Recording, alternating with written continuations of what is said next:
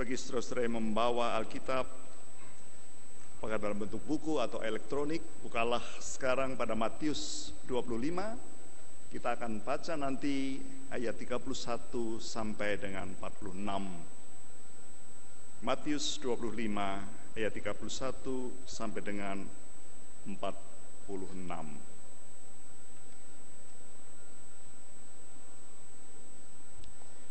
Mari kita sekarang berdoa. Bapa Surgawi, persiapkanlah kami, ya hati kami, hidup kami saat ini, untuk mendengarkan firman-Mu, untuk diisi oleh sabda-Mu dan kebenaran yang Engkau mau sampaikan melalui firman-Mu itu. Persiapkanlah kami juga untuk menaati Tuhan, menaati kehendak-Mu itu dalam hidup kami. Pimpinlah kami Bapa oleh firman dan roh-Mu, sehingga dalam terang-Mu kami dapat melihat terang yang sesungguhnya. Dalam kebenaran-Mu kami dapat menemukan kemerdekaan yang sejati. Dan dalam kehendak-Mu kami dapat mengalami damai sejahtera-Mu yang kami kemudian boleh bagikan pada orang-orang di sekeliling kami. Bersabdalah kepada kami Bapa melalui Kristus oleh kuasa Roh Kudus. Amin.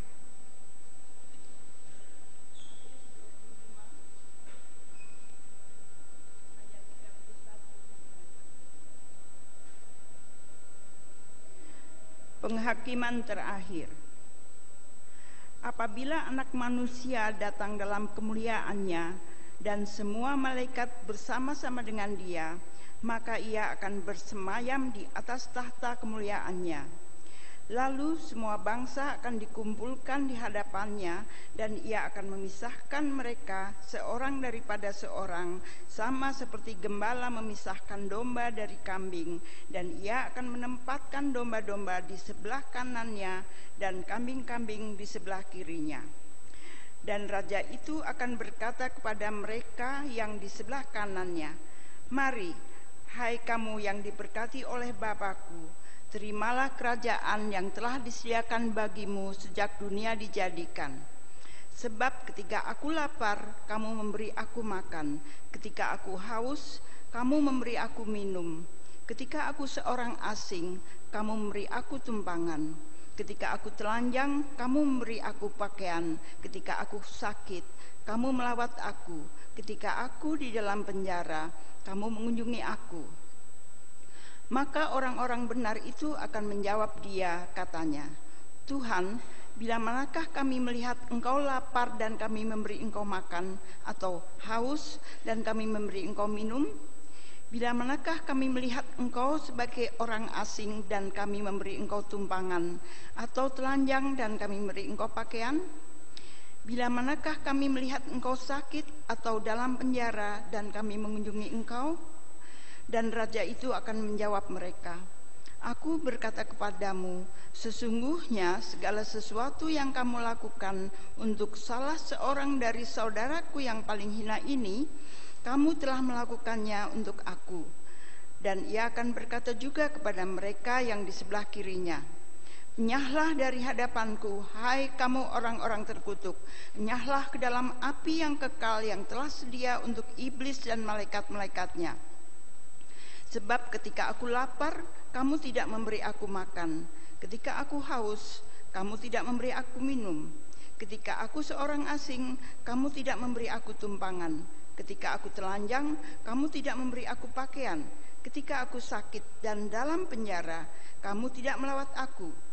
Lalu mereka pun akan menjawab Dia, katanya, "Tuhan, bila manakah kami melihat Engkau lapar atau haus, atau sebagai orang asing atau telanjang atau sakit, atau dalam penjara dan kami tidak melayani Engkau?" Maka Ia akan menjawab mereka, "Aku berkata kepadamu, sesungguhnya segala sesuatu yang tidak kamu lakukan untuk salah seorang dari yang paling hina ini, kamu tidak melakukannya juga untuk aku." Dan mereka ini akan masuk ke tempat siksaan yang kekal, tetapi orang benar ke dalam hidup yang kekal. Demikianlah firman Tuhan. Demikianlah Injil Yesus Kristus. Yang berbahagia adalah mereka yang mendengarkan firman Tuhan dan yang memeliharanya. Haleluya.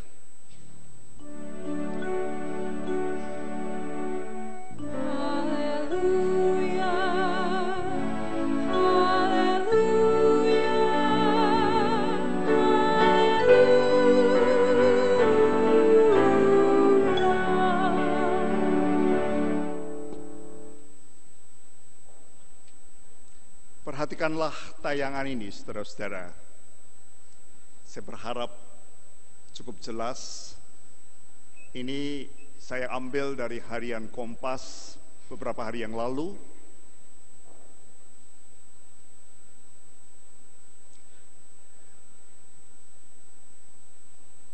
Melihat tayangan ini tentu ada banyak kesan yang muncul, mungkin juga pendapat, mungkin juga komentar saudara-saudara.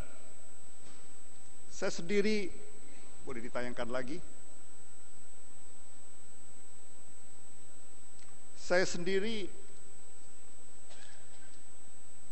menangkap sebuah corak yang katakanlah sarkastis sebenarnya. Menyindir, mengejek, agak sinis juga. Tapi kalau kita lihat, sebetulnya tema utamanya adalah arah hidup atau arah kehidupan. Ketika kita akan pada waktu itu meninggalkan tahun yang lama dan memasuki tahun baru 2013. Nah, sekarang kita telah memasukinya. Tahun 2013, baru beberapa jam yang lalu.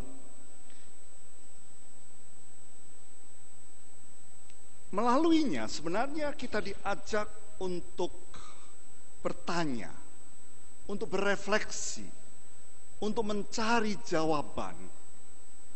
Apa arah hidupmu sebenarnya? Ini tentu punya muatan politik dan lain-lain. Tapi sebetulnya adalah itu intinya menurut saya. Itu yang mau saya ajak saudara-saudara untuk bertanya sekarang mengenai arah hidupmu pada tahun baru 2013 ini. Saudara-saudara, tahun baru sebetulnya relatif. Karena ini bergantung penanggalan apa yang kita pakai. Tapi baiklah, yang menjadi penting adalah sebuah momentum sebenarnya. Maksud saya begini, boleh sekarang dihilangkan. Momentum. Kalau saudara mempunyai anak, saudara membelikan mainan buat anak saudara, itu kan biasa, bukan? Tidak setiap orang bisa membelikan juga memang. Tapi kalau saudara memberi sebuah mainan untuk anak-anak, itu biasa. Tetapi ada kalanya saudara memberikan sebuah mainan khusus pada saat anak saudara ulang tahun. Mainannya mungkin sama saja bisa saudara berikan pada waktu yang lain. Tapi ketika saudara memberikan mainan itu pada saat ulang tahun, maka itu momentum. Ada sesuatu yang khusus sebenarnya, yang saudara maksudkan. Sesuatu yang sebetulnya saudara bisa lakukan juga pada kesempatan yang lain. Jadi sebetulnya berefleksi, bertanya tentang arah hidup, itu tidak perlu hanya kita lakukan pada tahun baru seperti hari ini. Tetapi bagaimanapun ini momentum, saudara-saudara. Ini menjadi sebuah momen, sebuah saat yang katakanlah istimewa. Untuk merefleksikannya, untuk bertanya tentang arah hidup saudara pada tahun baru ini. Jadi pertanyaannya, apa arah hidup saudara pada tahun ini? Tadi kalau saudara mengingat tayangan tadi, memang saya katakan itu kesan saya agak sarkastis ini, menyindir, mungkin sinis. Mengapa? Karena sebetulnya yang di atas kapal itu mengatakan tenang, kita kan sudah biasa hidup tanpa arah. Jadi sebenarnya itu mau mengatakan apa? Mengatakan kenyataan yang seringkali terjadi dalam hidup kita, bahwa hidup kita tanpa arah, atau kita tidak tahu sebetulnya arah hidup kita, atau kita acuh tak acuh sebenarnya. Kita jalani saja hidup ini. Hari ini mungkin tadi malam kita memasuki tahun itu dengan sesuatu yang istimewa, tapi sesudah itu ya kita jalani saja. Nah saudara, mari kita pakai momentum ini, tahun baru ini, untuk sekali lagi melihat arah hidup kita. Dan kita belajar dari firman Tuhan hari ini, perkataan pengajaran Yesus. Bacaan tadi, saudara-saudara, sering dipakai untuk menjadi dasar bagi pengajaran gereja tentang akhir zaman. Tergambar di sana memang sebuah pengadilan atau penghakiman akhir yang dilakukan oleh Kristus ketika Ia datang kembali. Dan gambaran seperti ini tentu tidak salah. Saya bisa mengerti kalau itu yang kemudian kita tangkap, karena pada saat nanti orang akan dihakimi dan kemudian dipisahkan antara A dan B, antara domba dan kambing, macam begitu. Tapi sebenarnya saudara-saudara, tanpa menyangkal bahwa memang ada nuansa atau pengertian penghakiman akhir yang masih akan terjadi nanti, sebenarnya yang mau ditekankan menurut apa yang saya pahami, justru bukan soal nanti. Memang akhir zaman, tapi sebetulnya akhir zaman yang terkait dengan kekinian kita, dengan masa kini kita, dengan hidup kita sekarang ini. Jadi seolah-olah apa yang terjadi nanti tidak dikesampingkan, tetapi itu seolah-olah ditarik sekarang, ditarik ke masa kini, ditarik justru untuk mengarahkan hidup kita, memotivasikan hidup kita sekarang ini. Motivasi, arah yang seringkali kita tidak punya. Motivasi, arah yang seringkali kita tidak tahu. Atau buat kita yang seringkali justru kehilangan arah. Jadi luar biasa penting ini, saudara-saudara. Maka saya mau menjelaskan secara sederhana saja begini, saudara-saudara, bahwa dalam hidup kita sekarang ini, saudara dan saya itu termasuk golongan yang mana ini? Golongan domba atau golongan kambing? Tentu saja ini figuratif, ini ilustrasi saja. Yesus ternyata adalah Dia yang kita nantikan. Dia ada dalam kemuliaan Bapa di surga. Tetapi Dia ternyata adalah Dia juga yang ada di antara kita. Natal baru saja berakhir, meskipun wilayah-wilayah masih akan merayakan Natal. Ini model Indonesia ini. Sampai bulan Januari orang masih bernatal. Oke lah. Tapi Natal adalah Immanuel. Dan seringkali itu yang kita lupakan, bahwa Kristus yang menjadi manusia itu adalah Immanuel, ada di tengah-tengah kita. Ini dua-duanya seringkali kita lupakan, bahwa Dia yang akan datang seringkali kita tidak memerhatikan. Tapi sama juga bahwa Dia ada di tengah-tengah kita, juga tidak terlalu kita perhatikan. Nah, justru hari ini saudara-saudara, kita ditantang untuk merenungkan dan melihat hidup kita. Kita masuk ke golongan yang mana? Di sebelah kanan domba, di sebelah kiri kambing. Di sebelah kanan domba itu adalah mereka yang masuk ke dalam kerajaannya, kerajaan Bapa, kerajaan surga. Sedangkan yang di kiri adalah kambing yang masuk neraka, macam begitu. Nah, saudara masuk yang mana, saudara-saudara? Ini bukan pertanyaan nanti, ini pertanyaan sekarang. Justru tadi saya katakan, apa yang nanti itu ditarik sekarang untuk kita renungkan dalam kenyataan hidup kita sekarang ini. Nah, hal domba dan kambing itu ternyata saudara-saudara akan diukur dengan ukuran tertentu. Ukuran yang seperti apa itu?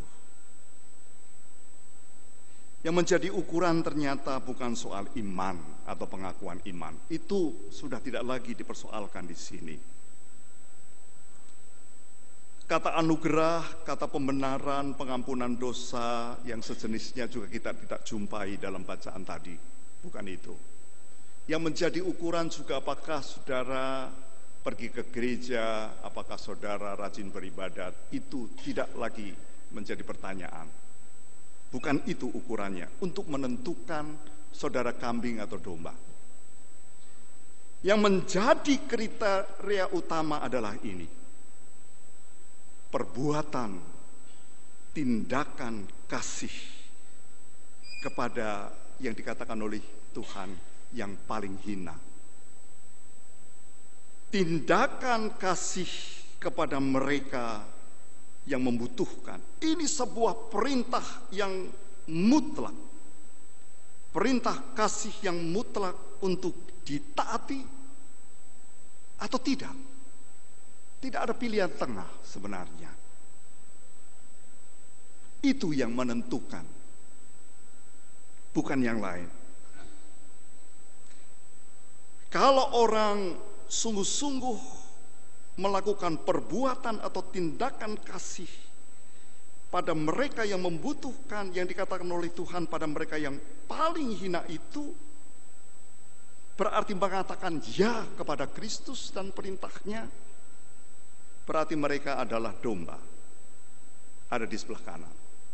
Tetapi yang tidak, mereka adalah kambing-kambing yang ada di sebelah kiri. Tidak, atau bukan milik Kristus. Jadi mari kita bertanya, saudara-saudara, juga saya, kita masuk yang mana ini?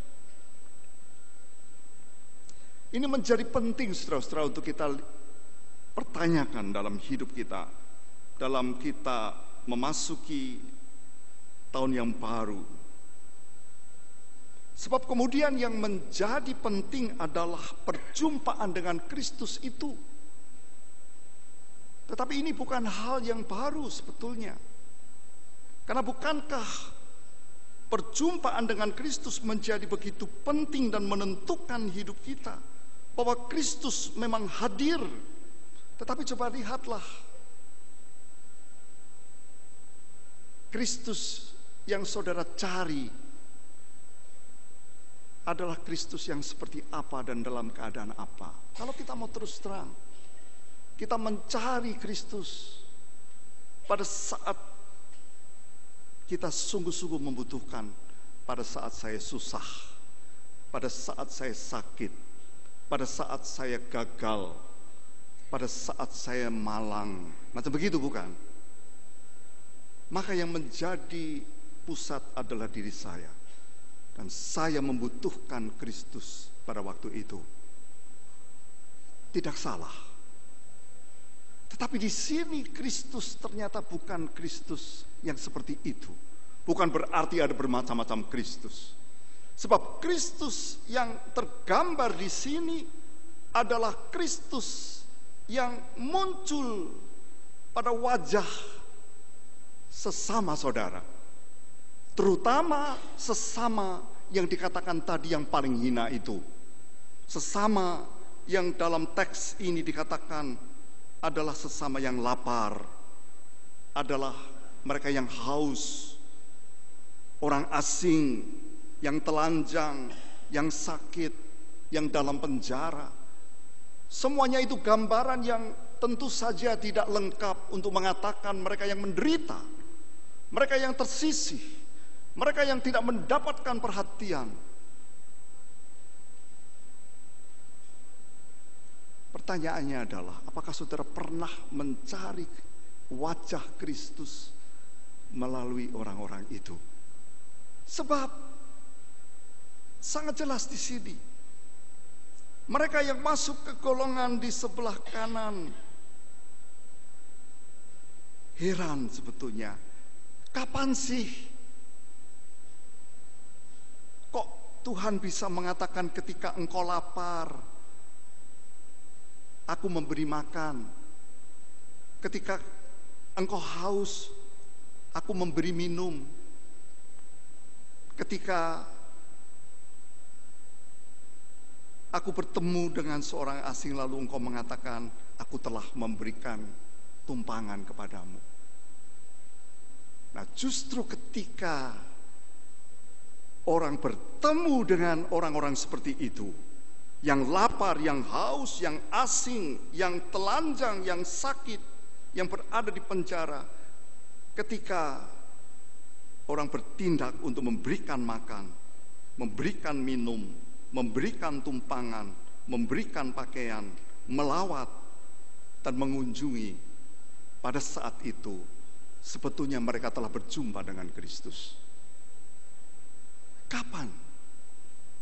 Kapan kita mencari wajah Kristus? Pada wajah sesama kita yang menderita itu. Bukankah seringkali Kristus kita batasi untuk diri kita sendiri? Kristus menjadi monopoli kita terutama ketika kita membutuhkan. Tapi Kristus yang tergambar di sini adalah Kristus yang direpresentasikan pada orang-orang di sekeliling kita yang menderita.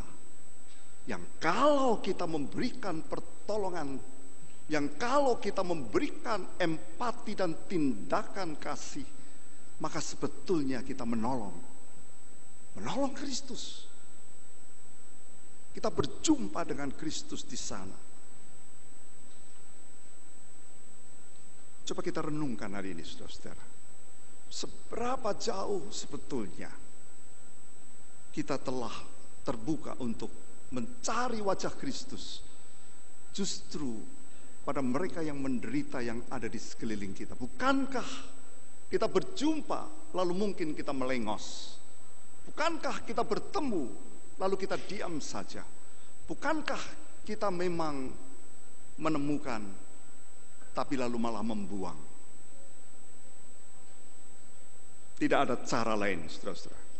Kriteria untuk menjadi domba yang ada di sebelah kanan adalah ketika saudara memberikan makan pada mereka yang lapar, memberikan minuman pada mereka yang haus, dan selanjutnya. Sederhana bukan? Tapi apakah kita lakukan itu? Dalam sebuah tayangan televisi, saya lupa juga apakah saya pernah menceritakan dalam khotbah saya, tetapi beberapa waktu yang lalu saya khotbahkan ini di Pondok Karya. Jadi kalau saudara sudah mendengar ini siaran ulangan ini. Jadi ada dalam siaran TV itu ada seorang anak kecil perempuan. berumur 12 tahun. Dia ditayangkan, tentu saja dia diikuti oleh sebuah kamera tersembunyi. Dia membawa satu tumpuk gelas-gelas plastik bekas minuman. Lalu apa yang dia lakukan? Dia tawarkan gelas-gelas itu pada orang yang dijumpainya, dan dia katakan, tolong saya, karena adik saya sakit, kami membutuhkan uang, ini satu-satunya barang yang bisa saya jual sekarang. Saya membutuhkan 20.000 supaya saya dapat membantu ibu saya menebus obat untuk adik saya yang sakit. Dia menawarkan pada satu orang, lalu orang itu melengos. Pada orang yang lain lagi dengan alasan tertentu tidak mau. Begitu terus. Udara sangat panas. Gadis itu berkeringat, tapi dia terus berusaha. Saudara, ini sebuah tayangan reality show. Gadis itu bermain peran sebenarnya. Tapi pada suatu kali, gadis itu menjumpai seorang penjual es, perempuan. Seperti yang sebelumnya kemudian dia ceritakan pada ibu itu, Bu, begini. Ibu itu kemudian berpikir sejenak, dan kemudian apa yang dilakukan? Ibu itu kemudian mengambil dompetnya, dan dia keluarkan 20.000, dia kasih pada anak itu. Lalu dia tentu saja terima juga, karena anak itu juga tidak mau, karena dia mengatakan, saya mau menjual gelas plastik bekas itu. Gadis itu bermain peran, tapi perempuan penjual es itu tidak bermain peran, karena ini sudah dibuktikan. Dan kemudian kita tahu, sudah mungkin juga kebetulan melihat tayangan ini, kalau boleh saya katakan ini acara di RCTI, Minta Tolong, mungkin saudara pernah lihat acara itu. Kemudian sesudah itu reporter mengikuti sampai ke rumah perempuan itu. Dan apa yang terjadi? Ibu itu ditanya, ibu mengapa ibu mau menolong? Rumahnya sangat sederhana. Ternyata dia single parent. Lalu dia ceritakan dengan jujur sekali, dengan lugu. 20.000 itu adalah hasil untung saya biasanya satu hari. Dan hari ini sebetulnya anak perempuan saya juga sedang sakit. Reporter bertanya, mengapa ibu tolong juga? Saya tidak tahu. Saya tidak sampai hati melihat anak itu. Saya tidak berpikir apa-apa. Lalu saya keluarkan dompet saya dan saya berikan betul. Saudara-saudara, ternyata menolong orang yang kesusahan seperti itu bukan monopoli orang-orang Kristen. Tidak dijelaskan siapa perempuan penjual es itu, apakah dia Kristen atau tidak. Tidak menjadi penting. Yang menjadi penting adalah bahwa dia tergerak dan dia melakukan itu, dan dia lakukan dengan konkret, dan dia berkorban untuk itu. Saudara, saya mau menghubungkan itu sekarang dengan wajah Kristus. Saya tidak tahu, andai kata ibu itu seorang Kristen, andai kata, dan dia lakukan itu pada perempuan kecil, saya mau mengatakan, mestinya dia melihat wajah Kristus pada si perempuan yang sedang meminta tolong itu. Kristus seperti terrepresentasikan pada wajah si perempuan kecil itu. Sehingga ketika kemudian perempuan penjual es itu memberikan pertolongan, Sebenarnya dia sudah melakukannya bukan sekedar pada perempuan anak kecil itu, tapi sebetulnya dia sedang melakukannya untuk Kristus, kepada Kristus. Gambaran ini saudara-saudara yang seharusnya terjadi. Nah, saudara masuk domba atau kambing, tidak ada pilihan nomor 3. Jadikanlah ini arah hidup saudara, sebuah refleksi pada momentum tahun baru ini. Saudara akan berjumpa ke depan ini dengan banyak orang yang dalam perkataan Yesus dikatakan sebagai mereka yang lapar, yang haus, yang asing, yang sakit, yang masuk penjara, yang telanjang. Apa yang saudara lakukan? Saya mau mengatakan saudara belajar dari firman Tuhan ini. Kalau saudara berjumpa dengan orang-orang seperti itu di sekeliling saudara, mungkin saudara seperti penjual es tadi, yang sebetulnya hasilnya 20.000, yang juga dia butuhkan uang itu untuk anaknya sendiri. Mungkin saudara juga berada dalam situasi seperti itu. Tapi ingatlah ini. Coba bayangkan, apakah saudara bisa melihat wajah Kristus pada orang-orang seperti itu? Bahwa kalau saudara melakukan sesuatu pada orang yang lapar, yang haus, yang asing, yang telanjang, yang sakit, yang dipenjara itu, saudara lakukan itu untuk Kristus. Jadi saudara boleh mencari Kristus ketika saudara susah. Tapi carilah wajah Kristus juga pada orang-orang lain yang sedang kesusahan. Temukan, lakukan sesuatu. Sebab ketika saudara lakukan itu, saudara melakukannya untuk Kristus. Jadikan ini arah hidupmu pada tahun ini. Tidak mudah. Karena biasanya yang menjadi pusat adalah hidup kita sendiri. Ini berarti kita diminta untuk terbuka. Ini bukan penghakiman nanti, tapi ini sesuatu yang terjadi saat ini. Seolah-olah penghakiman itu terjadi sekarang ini. Jangan sampai saudara masuk nantinya pada golongan di sebelah kiri, yaitu kambing-kambing itu. Jadilah domba-domba. Carilah wajah Kristus pada orang-orang yang saudara jumpai. Yang lapar, yang haus, yang asing, yang telanjang, yang sakit, yang dipenjara. Lakukan sesuatu, apapun juga. Maka kalau itu saudara lakukan, saudara melakukannya untuk Kristus. Dan kalau ini menjadi arah hidup saudara, saudara hidup pada arah yang benar. Amin.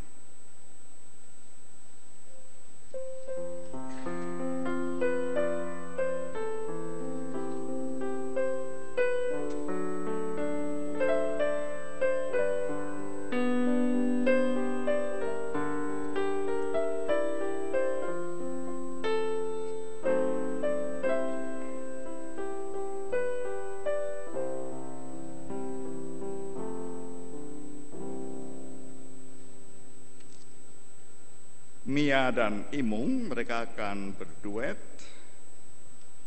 Bersama kita mereka akan menyanyikan satu lagu yang bertajuk dalam bahasa Inggris ini, semoga saya bisa membaca dengan baik, His Eye is on the Sparrow.